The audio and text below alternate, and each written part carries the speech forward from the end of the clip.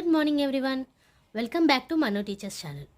So last క్లాస్లో మనం mathematics ఎయిమ్స్లో ప్రాబ్లమ్ సాల్వింగ్లో ఇండక్టివ్ అండ్ డిడక్టివ్ మెథడ్స్ గురించి నేర్చుకున్నాం. వాటిలో ఉన్న మెరిట్స్ ఏంటి, డిమెరిట్స్ ఏంటి, వాటిలో ఉన్న డిఫరెన్సెస్ ఏంటి ఇండక్టివ్ అండ్ డిడక్టివ్ మెథడ్స్లో, అండ్ వాటిని కలిపి ఎలా వాడచ్చు అన్న దాని గురించి నేర్చుకున్నాం. సో ఇవాళ క్లాస్లో అనలిటిక్ అండ్ సింథటిక్ మెథడ్ గురించి, అందులో మెథడ్స్ అండ్ డిమెరిట్స్ గురించి, అండ్ వాటిలో ఉన్న డిఫరెన్సెస్ గురించి, అండ్ ఆల్సో గ్రాఫిక్ మెథడ్ గురించి నేర్చుకుంటాం.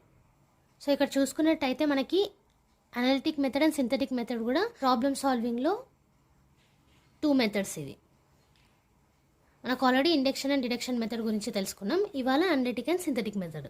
ఓకే, సో అందులో అనలిటిక్ మెథడ్లో మనకి అనలిటిక్ అనే వర్డ్ ఎందులోంచి డిరైవ్ అయింది, అనాలిసిస్ అనే వర్డ్ నుంచి డిరైవ్ అయింది. ఓకే, సో అనాలిసిస్ అంటే మనకు ఆల్రెడీ తెలుసు, breaking up or resolving a thing into its constituent elements. అంటే దేన్నన్నా బ్రేక్ చేసుకుంటూ దాని యొక్క అర్థం తెలుసుకొని దాని యొక్క రీజనింగ్ తెలుసుకోవడం అన్నట్టు. Okay, so each and every aspect of a problem గురించి తెలుసుకోవడం ఏంటి, అది అనాలిసిస్. సో అనలిటిక్ అన్న వర్డ్ మనకి అనాలిసిస్ నుంచి డిరైవ్ అయింది. సో ఎందుకు అలా చేస్తాం, ఇలా బ్రేక్ చేయడం వల్ల ఈచ్ అండ్ ఎవ్రీ పార్ట్ని లేకపోతే కాన్స్టిట్యూయెంట్ పార్ట్స్ ఇలా బ్రేక్ చేయడం వల్ల మనకి ఆ పార్ట్స్లో ఉన్న ఆల్రెడీ నోన్ విషయం ఏమన్నా తెలవడానికి. ఓకే, ఇప్పుడు హ్యాజ్ ఏ హోల్ ప్రాబ్లం తీసుకున్నాం అనుకోండి, మనకు అర్థం కాకపోవచ్చు. సో దాన్ని కొంచెం కొంచెంగా అర్థం చేసుకుంటూ వెళ్తే మధ్యలో ఎక్కడైనా ఈ పార్ట్ మనం ఇక్కడ నుంచి తీసుకున్నాం కదా అనే థాట్ రావచ్చు. సో ఆల్రెడీ తెలిసిన విషయాన్ని తెలుసుకోవడానికి అనాలిసిస్ పద్ధతిని యూస్ చేస్తాం. ఓకే, సో బేసిక్గా మనకు ఆల్రెడీ ఏదైనా తెలుసుందా లేదా అని ప్రాబ్లంలో చూసి, ఒకవేళ అలా తెలిసిన కాన్సెప్ట్స్ ఏమైనా మనకు కనిపిస్తే తర్వాత ఫర్దర్ స్టెప్స్ అండ్ ఇంకెట్లా సాల్వ్ చేయొచ్చు అన్న దాని మీద ఫోకస్ పెడతాం. సో ఫస్ట్ మనము ఒక ప్రాబ్లమ్ని బ్రేక్ చేసి మనకి ఏదైనా తెలుసా అందులో అనేది చూసుకోవాలి. ఓకే, ఎందులో అనలిటిక్ మెథడ్లో. ఓకే, సో ఇక్కడ మనం ఏం చేస్తున్నాం, తెలిసిన దాన్ని తెలుసుకోవడానికి తెలియని దాన్ని బ్రేక్ చేస్తున్నాం పార్ట్స్ లాగా. సో సింప్లీ ఇది a process, unknown to known process. Okay, దాన్ని మనం ఇంకేమనొచ్చు, అబ్స్ట్రాక్ట్ టు కాంక్రీట్ అనొచ్చు, లేదా కాంప్లెక్స్ టు సింపుల్ అని అనొచ్చు. సో అన్నోన్ టు నోన్కి వెళ్ళే పద్ధతి అనలిటిక్ పద్ధతి. ఓకే, సో ఆల్రెడీ మనకు తెలుసు డిడక్షన్ మెథడ్ కూడా అన్నోన్ టు నోనే, అవునా? సో అలాగే అనలిటిక్ మెథడ్ కూడా unknown to known process. Okay, so deductive మెథడ్లో మనం ఫస్ట్ ఒక రూల్ని తీసుకొని దాని ప్రకారంగా సాల్వ్ చేస్తూ వస్తాం. ఓకే, ఇక్కడ అనలిటిక్ పద్ధతిలో ఫస్ట్ ఒక ప్రాబ్లమ్ని బ్రేక్ చేసి ఏదైనా తెలుసా అని ఆలోచించి దాని తర్వాత సాల్వ్ చేస్తాం. ఓకే, సో ఈ అనలిటిక్ మెథడ్లో మెరిట్స్ గురించి చూస్తే అడ్వాంటేజెస్ ఏంటో ఇప్పుడు చూద్దాం.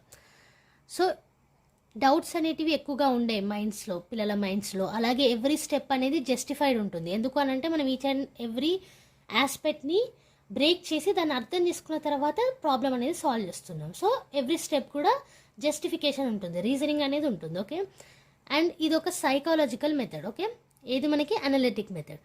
అండ్ ఆల్సో ఏదైనా అర్థం చేసుకోవడానికి క్లియర్గా ఉంటుంది, ఎందుకు, స్టెప్ బై స్టెప్ ప్రాసెస్ కాబట్టి. అండ్ పిల్లలలో ఎంక్వైరీ మెథడ్ని కానీ లేకపోతే డిస్కవరీ చేయాలన్న దాని గురించి కానీ స్పిరిట్ అనేది పెంచుతుంది అనలిటిక్ మెథడ్. ఓకే, సో చెప్పాను కదా, రీజన్ అనేది ఇస్తుంది, ఈ స్టెప్కి జస్టిఫికేషన్ అనేది ఇస్తుంది. ఓకే, సో పిల్లలు కూడా యాక్టివ్గా ఉంటారు, సెల్ఫ్ కాన్ఫిడెన్స్ అనేది పెరుగుతుంది వాళ్ళల్లో, వాళ్ళ థింకింగ్ పవర్, రీజనింగ్ పవర్ కూడా పెరుగుతుంది. Okay, so each and every స్టెప్కి మనం రీజనింగ్ ఇస్తున్నాం, జస్టిఫికేషన్ ఇస్తున్నాం. సో ఇవన్నిటి వల్ల ఇది సైకలాజికల్ మెథడ్ కిందకి వస్తుంది, ఇది అనలిటిక్ మెథడ్. ఓకే, సో ఇవన్నీ కూడా advantages of analytic method. So next మనం డిసడ్వాంటేజెస్ చూసుకున్నట్టయితే, సో టైం ఎక్కువగా తీసుకుంటుంది. ఎందుకు అనంటే each and every stepney analysis చేయాలి. ఓకే, అప్పుడప్పుడు ఎఫిషియన్సీ, స్పీడ్ అనేది కష్టమవుతుంది, అవునా? టైం ఎక్కువగా తీసుకున్నప్పుడు మనం మెల్లగా పోవాల్సి వస్తుంది. బికాస్ స్టెప్ బై స్టెప్కి మనం జస్టిఫికేషన్ అనేది ఉండాలి, రీజనింగ్ అనేది ఉండాలి. సో అది అచీవ్ అయ్యేదాకా చేస్తూనే ఉండాలి. అండ్ అలాగే అన్ని టాపిక్స్ మ్యాథమెటిక్స్లో టీచ్ చేయడానికి అనలిటిక్ మెథడ్ అంత సూటబుల్ కాదు. Okay, and also well organized మేనర్లో ఇన్ఫర్మేషన్ని ప్రజెంట్ చేయలేం మనం అనలిటిక్ మెథడ్లో. ఎందుకు అనంటే ఈచ్ అండ్ ఎవ్రీథింగ్ బ్రేక్ చేసి వాటిని రీజనింగ్ ఇచ్చుకుంటూ మనకు తెలిసింది తెలుసుకొని ప్రూవ్ చేస్తున్నాం, కానీ వెల్ ఆర్గనైజ్డ్ మేనర్లో చేయట్లేదు, మనం బ్రేక్ చేసి చేస్తున్నాం. ఓకే, సో లాస్ట్ వన్ ఏంటి, బిలో యావరేజ్ స్టూడెంట్స్కి అంత ఎఫెక్టివ్ మెథడ్ కాదు అనలిటిక్ మెథడ్. ఓకే, సో ఇక్కడ మనం డిసడ్వాంటేజెస్ చూసుకున్నట్టయితే ఏమేమి ఉన్నాయి, టైం అనేది ఎక్కువగా తీసుకుంటుంది, అండ్ ఎఫిషియన్సీ, స్పీడ్ మీద ఎఫెక్ట్ పడుతుంది. అలాగే అన్ని మ్యాథమెటిక్స్ టాపిక్స్ చెప్పడానికి అనుకూలమైన పద్ధతి కాదు. అండ్ అలాగే వెల్ ఆర్గనైజ్డ్ మేనర్లో మనం ప్రజెంట్ చేయలేము. అండ్ బిలో యావరేజ్ స్టూడెంట్స్కి అంత ఎఫెక్టివ్ కూడా కాదు ఈ మెథడ్. ఓకే, సో ఏమేమి నేర్చుకున్నాం మనం అనలిటిక్ మెథడ్లో? అనలిటిక్ అనే వర్డ్ మనకి అనాలిసిస్ నుంచి వచ్చింది. అనాలిసిస్ అంటేనే బ్రేకింగ్ అప్ చేయడం. సో ఈచ్ అండ్ ఎవ్రీ దాన్ని అర్థం చేసుకుంటూ తర్వాత ప్రాబ్లమ్ని సాల్వ్ చేయడం. ఓకే, సో అర్థం చేసుకునే ఈచ్ అండ్ ఎవ్రీ స్టెప్లో మనం జస్టిఫికేషన్ ఇస్తున్నాం, రీజనింగ్ ఇస్తున్నాం, క్రిటికల్ థింకింగ్ అనేది ఉంటుంది, కాన్ఫిడెన్స్ అనేది పెరుగుతుంది, రీజనింగ్ పవర్ అనేది పెరుగుతుంది పిల్లల్లో. సో ఇవన్నీ కూడా సైకలాజికల్ మెథడ్ కిందకి వస్తాయి. ఓకే, సో అలాగే డీమెరిట్స్లో చూసుకున్నట్టయితే మనకి టైం ఎక్కువగా తీసుకుంటుంది, ఎఫిషియన్సీ అండ్ స్పీడ్ మీద కూడా ఎఫెక్ట్ పడుతుంది. అండ్ బిలో యావరేజ్ స్టూడెంట్స్కి కూడా అంత ఎఫెక్టివ్ కాకపోవచ్చు ఈ మెథడ్. ఓకే, సో నెక్స్ట్ మనం సింథటిక్ మెథడ్ గురించి చూద్దాం. సో అనలిటిక్ మెథడ్ కానీ అండ్ డిడక్షన్ మెథడ్ కానీ అన్నోన్ టు నోన్కి వెళ్ళే ప్రాసెస్. ఓకే, లేదా అబ్స్ట్రాక్ట్ టు కాంక్రీట్ అని కూడా అనొచ్చు, లేదా కాంప్లెక్స్ టు సింపుల్ అని కూడా అనొచ్చు. Okay, so coming to synthetic method, మనకి ఎలా అయితే అనాలిసిస్ అన్న వర్డ్ నుంచి అనలిటిక్ డిరైవ్ అయిందో అలాగే ఇక్కడ సింథసిస్ అనే వర్డ్ నుంచి సింథటిక్ అనేది డిరైవ్ అయింది. ఓకే, మనకు ఆల్రెడీ సింథసిస్ అంటే ఏం తెలుసు? Complement of analysis. అనాలిసిస్ అంటే బ్రేకప్, సింథసిస్ అంటే టు కంబైన్. ఓకే, కలపడం. అనాలిసిస్ అంటే విడదీయడం. ఓకే, సో మనకి అనాలిసిస్ మెథడ్లో అన్నోన్ టు నోన్కి వెళ్ళాం. ఇక్కడ సింథసిస్ మెథడ్లో నోన్ టు అన్నోన్ ప్రాసెస్ ఉంటుంది. Okay, so similar to inductive method అంతే కదా. ఇండక్టివ్ మెథడ్లో మనకి నోన్ టు అన్నోన్ ప్రాసెస్ ఉంటుంది, అలాగే సింథసిస్ మెథడ్లో known to unknown process. Inductive మెథడ్లో మనం ఎగ్జాంపుల్స్ ఇచ్చి సర్టెన్ రూల్ని తీసుకొస్తాం. ఇక్కడ మనం సింథసిస్ మెథడ్లో మనకి తెలిసిన స్టేట్మెంట్స్ని తెలియని స్టేట్మెంట్స్కి కనెక్ట్ చేస్తాం. సపోజ్ ఇక్కడ ఏ ఈజ్ ట్రూ అని ఉందనుకో, వాట్ ఈజ్ బి అని అడిగారు అనుకోండి, ఎలా కనెక్ట్ చేస్తామనంటే since A is true B is also true అన్నట్టు కనెక్ట్ చేయడం అన్నట్టు, మనకు తెలిసిన దాని ప్రకారం తెలియని కనెక్ట్ చేయడం. ఓకే, దీనికి బెస్ట్ ఎగ్జాంపుల్ ఏంటంటే మనకి ప్రూఫ్స్లలో ఇలాంటి స్టేట్మెంట్స్ అనేటివి చాలా చూస్తూ ఉంటాం, అవునా? సో ఒక్కదానికి ట్రూ అయితే మిగతా వాటికి ట్రూ అనడం, అది ఇండక్టివ్ మెథడ్లో కూడా మనం గమనించవచ్చు. ఓకే, సో సింథటిక్ ప్రాసెస్ అనేది ఎలా ఉందో ఇప్పుడు చూద్దాం. ఫస్ట్ స్టార్టింగ్ మనం డెఫినేషన్స్ తోటి వెళ్తాం, ఎందుకంటే మనకు ఆల్రెడీ డెఫినేషన్స్ గురించి తెలుసు కాబట్టి. So known to unknown process కాబట్టి, సో ఆ డెఫినేషన్స్ నుంచి మనం అజంప్షన్స్ చేసుకుంటాం లేదా యాక్సియమ్స్ చేస్తాం ఇలాంటివి. సో యాక్సియమ్స్ ఆర్ అజంప్షన్స్ చేసి తర్వాత సీక్వెన్స్ ఆఫ్ స్టెప్స్ని డిడక్ట్ చేస్తాం. ఓకే, ఫస్ట్ డెఫినేషన్స్ తెలుసుకుంటాం, తర్వాత అజమ్ చేసి సీక్వెన్స్ ఆఫ్ స్టెప్స్ని తీసుకొస్తాం, ఆ తర్వాత కన్క్లూషన్స్ని కనిపెడతాం. Okay, so conclusion is unknown part. So in synthetic method అనేది మనకి థియరమ్స్ కానీ ప్రూఫ్స్ కానీ చెప్పడానికి బాగా ఉపయోగపడుతుంది. ఓకే, సో మనకి ఇండక్టివ్ అండ్ డిడక్టివ్ మెథడ్లో ఎలాగైతే ఇండక్టివ్ డిడక్టివ్ మెథడ్ని ఫాలో అవుతే ఎక్కువగా ఎఫెక్టివ్ ఉంది అని చెప్పారో, ఇక్కడ కూడా సింథటిక్ మెథడ్తో స్టార్ట్ చేసి ఆ synthetic method analytic method follow అయ్యేలాగా మనం టీచ్ చేస్తే ఎఫెక్టివ్గా ఉంటుంది పిల్లలకి. Okay, so coming to advantages of synthetic method, merits చూద్దాం. సో ఈ synthetic method is logical method ఇది. ఓకే, సో మనకి అనాలిసిస్ మెథడ్ ఏంటి? Psychological method. సింథటిక్ మెథడ్ ఏమో లాజికల్ మెథడ్. ఓకే, ఆల్రెడీ మనకు తెలిసిందే ఇది నోన్ టు అన్నోన్కి వెళ్తుంది అండ్ ఆల్సో ఇది షార్ట్ ఉంటుంది బట్ ఎలిగెంట్. ఓకే, సో చిన్న ఉంటాయి ప్రాబ్లమ్స్ అనేటివి కానీ లేకపోతే ఇందులో ఉండే ప్రూఫ్స్ అనేటివి కానీ చిన్న ఉంటాయి కానీ వాటిలో ఉండాల్సిన కంటెంట్ అనేది ఉంటుంది. ఓకే, అండ్ అలాగే స్పీడ్ అనేది ఎఫిషియన్సీ అనేది ఎక్కువగా ఉంటుంది. మనకు అనలిటిక్ మెథడ్లో స్పీడ్ అండ్ ఎఫిషియన్సీ మీద ఎఫెక్ట్ అనేది ఉంది, కానీ ఇక్కడ స్పీడ్ అండ్ ఎఫిషియన్సీ ఎక్కువగా ఉంటుంది. ఓకే, అండ్ అలాగే more effective for slow learners. So మనకి అనలిటిక్ మెథడ్లో బిలో యావరేజ్ స్టూడెంట్స్కి అది కష్టమైన మెథడ్ అని వర్క్ చేయకపోవచ్చు కూడా అనేసి డిసడ్వాంటేజ్ ఉంది, కానీ ఇక్కడ సింథటిక్ మెథడ్లో స్లో రన్నర్స్కి సింథటిక్ మెథడ్ అనేది మోర్ ఎఫెక్టివ్ మెథడ్. ఓకే, ఏమేమి ఉన్నాయి మనకి? ఇది లాజికల్ మెథడ్, అలాగే నోన్ టు అన్నోన్కి వెళ్తుంది, షార్ట్ అండ్ ఎలిగెంట్ ఉంటాయి అండ్ స్పీడ్ అండ్ ఎఫిషియన్సీ ఉంటుంది, అలాగే స్లో లెర్నర్స్కి ఎఫెక్టివ్ పద్ధతి ఏది? Synthetic method. సో డీమెరిట్స్ చూసుకున్నామంటే డిసడ్వాంటేజెస్, డౌట్స్ అనేటివి ఉంటాయి పిల్లల మైండ్స్లో. అనలిటిక్ మెథడ్లో డౌట్స్ అనేటివి ఉండవు, కానీ సింథటిక్ మెథడ్లో డౌట్స్ వస్తాయి. ఎందుకు అనంటే ఈచ్ అండ్ ఎవ్రీ స్టెప్కి ఇక్కడ రీజనింగ్ అనేది ఉండదు, కానీ మనకి అనలిటిక్ మెథడ్లో రీజనింగ్ అనేది ఉంటుంది, జస్టిఫికేషన్ అనేది ఉంటుంది. ఓకే, సో అలాగే అక్కడ జస్టిఫికేషన్ ఎలాగైతే ఉందో సింథటిక్ మెథడ్లో జస్టిఫికేషన్ అనేది ఉండదు అన్ని స్టెప్స్కి. సో అందుకే డౌట్స్ అనేటివి ఎక్కువగా రేజ్ అవుతాయి. ఓకే, నెక్స్ట్ వన్ ఏముంది ఇక్కడ? అన్ని స్టెప్స్ని రీకాల్ చేసుకోవాలంటే అన్ని స్టెప్స్ని గుర్తుంచుకోవాలి అంటే పాసిబుల్ కాదు, బికాస్ మెమరైజేషన్ అనేది మ్యాథమెటిక్స్లో తప్పు పద్ధతి. ఓకే, మెమరైజేషన్ అనేది మ్యాథ్స్లో తప్పు పద్ధతి, ఇది బాగా గుర్తుపెట్టుకోండి, సీటెట్లో అడిగే అవకాశం ఉంది. మ్యాథమెటిక్స్లో మెమరైజేషన్ అనేది ఉండకూడదు. సో వాళ్ళు క్వశ్చన్స్ ఎలా ఇస్తారు అని అంటే ఏదన్నా which is not a part of mathematics అని ఇచ్చి inductive method, deductive method, memorisation ఇట్లా ఇవ్వచ్చు, రోట్ మెథడ్ ఇట్లాంటివి ఇవ్వచ్చు. సో మెమరైజేషన్ కానీ రోట్ మెథడ్ కానీ మ్యాథమెటిక్స్లో పార్ట్ కాదు. ఓకే, సో అందుకే అన్ని స్టెప్స్ని రీకాల్ చేయడం అంటే రిమెంబరింగ్, మెమరైజేషన్ చేసుకోవాలంటే చాలా కష్టం. సో అది కూడా one of the disadvantage of synthetic method. ఇంకా డిస్కవరీకి కానీ ఎంక్వైరీకి కానీ సింథటిక్ మెథడ్లో మనకి స్కోప్ అనేది లేదు, కానీ అనాలిసిస్ మెథడ్లో డిస్కవరీకి కానీ ఎంక్వైరీకి కానీ స్కోప్ అనేది ఉంది. ఓకే, సో ఏమేమి నేర్చుకున్నాం సింథటిక్ మెథడ్లో మనం? నోన్ నుంచి unknown process same as inductive method. ఇక్కడ మనం నోన్ డెఫినేషన్స్ నుంచి అజంప్షన్స్ తీసుకొని తర్వాత వాటికి స్టెప్స్ అనేది సీక్వెన్స్లో పెట్టి ఆ తర్వాత మనం కన్క్లూషన్స్కి అరైవ్ అవుతాం. ఓకే, సో ఇట్లాంటి సింథటిక్ మెథడ్కి బెస్ట్ ఎగ్జాంపుల్ మనకి థియరమ్స్ కానీ ప్రూఫ్స్ కానీ వీటిని బెస్ట్ ఎగ్జాంపుల్లా తీసుకోవచ్చు. కానీ సింథటిక్ మెథడ్తో పాటు అనలిటిక్ మెథడ్ని కూడా ఫాలో అయ్యి చెప్తే ఎఫెక్టివ్గా ఉంటుంది. ఓకే, అండ్ అలాగే మెరిట్స్ చూసుకున్నట్టయితే ఇది లాజికల్ మెథడ్, నోన్ టు అన్నోన్కి వెళ్తుంది, షార్ట్ అండ్ ఎలిగెంట్ ఉంటుంది, స్పీడ్ ఎఫిషియన్సీ ఉంటుంది, అండ్ స్లో లెర్నర్స్కి ఎఫెక్టివ్ ఉంటుంది. డీమెరిట్స్లోకి వెళ్తే memorisation, remembering all the steps అనేది సాధ్యం కాదు. అలాగే పిల్లల మైండ్స్లో డౌట్స్ అనేటివి ఉండిపోతాయి. అండ్ అలాగే అన్ని స్టెప్స్కి జస్టిఫికేషన్ అనేది ఉండదు. డిస్కవరీకి కానీ ఎంక్వైరీకి కానీ ఎక్కువ స్కోప్ అనేది ఉండదు సింథటిక్ మెథడ్లో. ఓకే, అండ్ అలాగే మనకి అండర్స్టాండింగ్ అనేది ఎక్కువగా అర్థం చేసుకోలేకపోవడం ఉంటుంది. అలాగే స్టూడెంట్స్ ప్యాసివ్గా ఉంటారు, అనలిటిక్ మెథడ్లో యాక్టివ్గా ఉంటారు. చెప్పాను కదా ఆల్రెడీ, రోట్ మెమరైజేషన్ అనేది ఎంకరేజ్ చేస్తుంది, which is wrong in mathematics pedagogy. Okay, rote memorization కానీ మ్యాథమెటిక్స్ పెడగాజీలో ఉండకూడదు. అలాగే సీక్వెన్స్ ఆఫ్ స్టెప్స్ని మెమరైజేషన్ చేయబడడం, it would be very difficult to reconstruct the proof solutions. ఎందుకు అని అంటే సీక్వెన్స్ ఆఫ్ స్టెప్స్ మెమరైజ్ చేసుకున్నప్పుడు మధ్యలో ఏదైనా స్టెప్ అనేది మిస్ అయింది అనుకోండి, మొత్తం ప్రూఫ్ సొల్యూషన్ అనేది మనకి రాదు. సో మెమరైజేషన్ అనేది ఉండకూడదు. సో ఇవన్నీ కూడా disadvantages of synthetic method. Okay, so ఇప్పుడు మనం comparison of analytic and synthetic method చూద్దాం.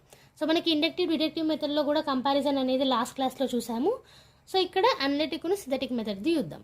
సో మనకు ఆల్రెడీ తెలుసు అనలిటిక్ మెథడ్ అంటేనే, అనాలిసిస్ అంటేనే బ్రేకింగ్ అప్ అని, సింథసిస్ అంటే కంబైనింగ్ అని. సో ఇక్కడ ఉన్నదాన్ని విడగొట్టి వాటి అర్థం తెలుసుకున్న తర్వాత ప్రూఫ్ చేస్తాం. ఇక్కడ ఉన్న వాటిని కంబైన్ చేసి ఒకదానికొకటి రిలేషన్ చేస్తాం. సో ఇక్కడ అన్నోన్ టు నోన్ ప్రాసెస్కి వెళ్తాం, ఇక్కడ నోన్ టు అన్నోన్ ప్రాసెస్కి వెళ్తాం. ఓకే, సో ఇక్కడ మనకి డిస్కవరీకి కానీ థాట్కి కానీ స్కోప్ అనేది ఉంటుంది, ఇక్కడ మనకి డిస్కవరీకి థాట్కి స్కోప్ అనేది ఉండదు. ఓకే, ఎందుకు అని అంటే ప్రూఫ్స్ అండ్ థియరమ్స్లో డిస్కవర్డ్ ఫ్యాక్ట్స్ని ప్రజెంట్ చేస్తారు కాబట్టి. ఓకే, ఆల్రెడీ డిస్కవర్ అయిన ఫ్యాక్ట్స్ని.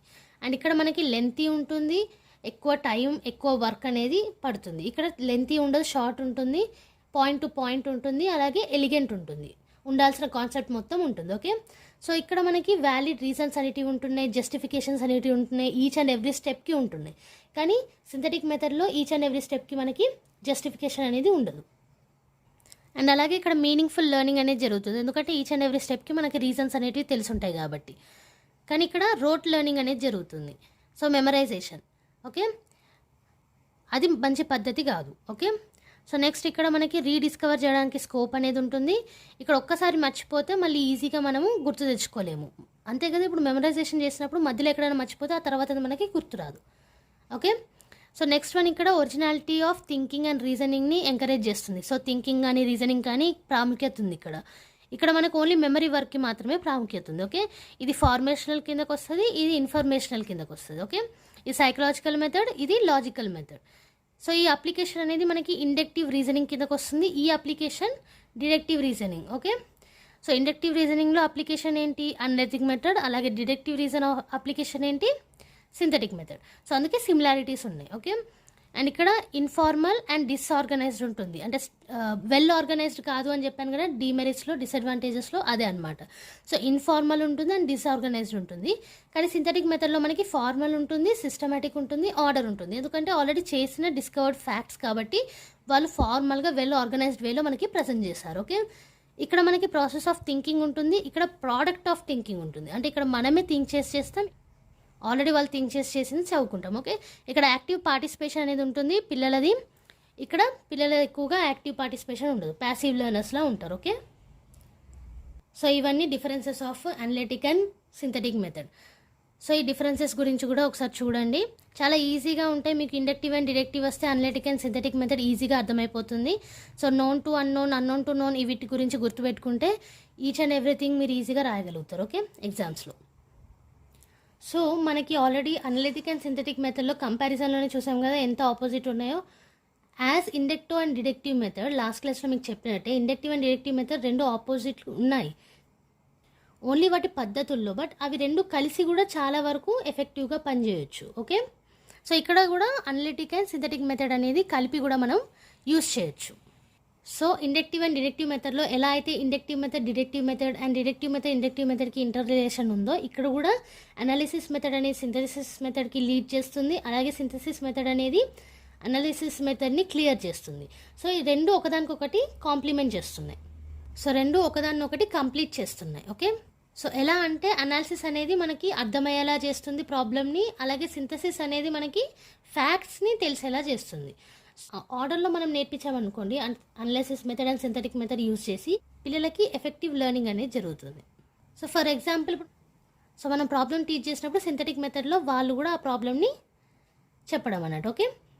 సో ఇలాంటివి మనం చేయొచ్చు. So this is about analytic and synthetic method. So ఇప్పుడు the method of analogies and graphic method గురించి చూద్దాం. దీంతో మనకి థర్డ్ యూనిట్ అనేది కంప్లీట్ అయిపోతుంది ఓకే. సో అనాలజీస్లో మనం కంపేర్ చేస్తాం, అలాగే కాంట్రాస్ట్ చేస్తాం ఆప్షన్స్ని, ఎక్కడ ప్రాబ్లమ్ సాల్వింగ్లోనన్నా డెసిషన్ మేకింగ్లో అన్నా ఓకే. సో కంపేర్ చేయడం రిలేషన్స్ని, సిమిలారిటీస్ని, అలాగే ఏదైనా రెండు ప్రాబ్లమ్స్ మధ్యలో కాంట్రాస్ట్ అంటే ఆపోజిట్ ఏమన్నా ఉందా అని చూడడం. సో ఇవన్నీ కూడా మనకి అనాలజీస్ కిందకి వస్తుంది ఓకే. సో మనకి అనాలజీస్ అనేది కాంపిటేటివ్ ఎగ్జామ్స్లలో ఎక్కువగా కనిపిస్తూ ఉంటాయి, సిమిలర్ వర్డ్స్ లేకపోతే ఆపోజిట్ వర్డ్స్ ఇట్లాంటివి. సో మనకి మ్యాథ్స్లో ప్రాబ్లమ్ సాల్వింగ్ డెసిషన్ మేకింగ్లో యూజ్ అవుతుంది ఇది ఓకే. సో ఒక సిచ్యువేషన్ని అర్థం చేసుకోవడానికి కంపేర్ చేయడం లేకపోతే కాంట్రాస్ట్ చేయడం చేస్తాం ఇందులో, ఇది అనాలజీస్ మెథడ్లో. సో సింపుల్గా మీరు గుర్తుపెట్టుకోవాల్సింది ఏంటి, comparing and contrasting options okay. And the last method is graphic method. So ఈ గ్రాఫిక్ మెథడ్లో మనం డయాగ్రామెటిక్ స్కీమ్ని యూజ్ చేస్తాం ఓకే. ఎందుకు అని అంటే పిల్లలలో ఫండమెంటల్ రిలేషన్షిప్స్ ఎలా ఉన్నాయని, డాటా అండ్ రిక్వైర్డ్ డాటా ఎలా ఫండమెంటల్ రిలేషన్షిప్స్ వాటి మధ్యలో ఎలా ఉందని చెప్పడానికి ఓకే. అంటే మనకి ఇప్పుడు గివెన్ డాటా అండ్ మనకు కావాల్సిన డాటాని ఎలా చేయాలి, ఎలా కనుక్కోవాలి అన్న దాని మీద పిల్లలకి అర్థమయ్యేలా చెప్పడానికి డయాగ్రామెటిక్ స్కీమ్ అనేది యూజ్ చేస్తాం ఓకే. సో ఇది గ్రాఫిక్ మెథడ్ కిందకు వస్తుంది. తెలుసు కదా, గ్రాఫ్స్ యూజ్ చేసి ఆల్రెడీ గివెన్ డాటా నుంచి రిక్వైర్డ్ డాటాకి తీసుకొస్తాం. సో అది పిల్లలకి అర్థం చేయడానికి ఏం యూజ్ చేస్తున్నాం మనం, గ్రాఫిక్ మెథడ్ అనేది యూజ్ చేస్తున్నాం డయాగ్రామెటిక్ స్కీమ్స్ తోటి ఓకే. సో ఈ మెథడ్స్ అన్నీ కూడా ఏ ప్రాబ్లమ్కి ఏ మెథడ్ యూజ్ చేసి చేయాలి అని చెప్పడానికి యూజ్ అయ్యే ప్రాసెస్ ఓకే. సో ఈ ప్రాబ్లమ్ సాల్వింగ్ మెథడ్ అనేది కూడా పిల్లలలో ఓన్ కన్స్ట్రక్టబుల్ నాలెడ్జ్ డెవలప్ చేయడానికి అండ్ వాళ్ళంతటా వాళ్ళే నేర్చుకోవడానికి, రెస్పాన్సిబిలిటీస్ తీసుకోవడానికి, వీటన్నిటికీ అండ్ ఫ్యూచర్ డెసిషన్స్ కూడా వాళ్ళంతటా వాళ్ళే తీసుకోవడానికి యూజ్ అవుతుంది ఏంటి, ప్రాబ్లమ్ సాల్వింగ్ అనేది ఓకే. సో ప్రాబ్లమ్ సాల్వింగ్లో ఏమేమి మెథడ్స్ ఉన్నాయి, inductive method, deductive method, synthetic method, analytic method, analogy method, graphic method okay. So ఇది మనకి అనలిటిక్ అండ్ సింథటిక్ మెథడ్, అలాగే ఇవాళ అనాలజిస్ మెథడును గ్రాఫిక్ మెథడ్ గురించి నేర్చుకున్నాం. సో ఇంతటితోటి థర్డ్ యూనిట్ అనేది కంప్లీట్ అయిపోయింది బీఎడ్ ఫస్ట్ సెమ్లో maths pedagogy. So next fourth unit అనేది కొన్ని వీక్స్ తర్వాత కంటిన్యూ చేద్దాం. ఎందుకు అని అంటే ఇప్పుడు సీటెట్ ఎగ్జామ్స్ అనేటివి దగ్గర పడుతుంది. సో సీటెట్ అప్లై చేసిన వాళ్ళకి ఫర్దర్గా వీడియోస్ అనేటివి ఛానల్లో అప్లోడ్ చేస్తాను, చూడండి. ఈ వీడియో మీకు నచ్చినట్టయితే లైక్ చేయండి, షేర్ చేయండి, అలాగే డౌట్స్ ఏమైనా ఉంటే కామెంట్ సెక్షన్లో మెన్షన్ చేయండి. సబ్స్క్రైబ్ చేసుకొని పక్కన ఉన్న బెల్ ఐకాన్ని ప్రెస్ చేయడం మాత్రం మర్చిపోకండి. Thank you everyone, bye bye.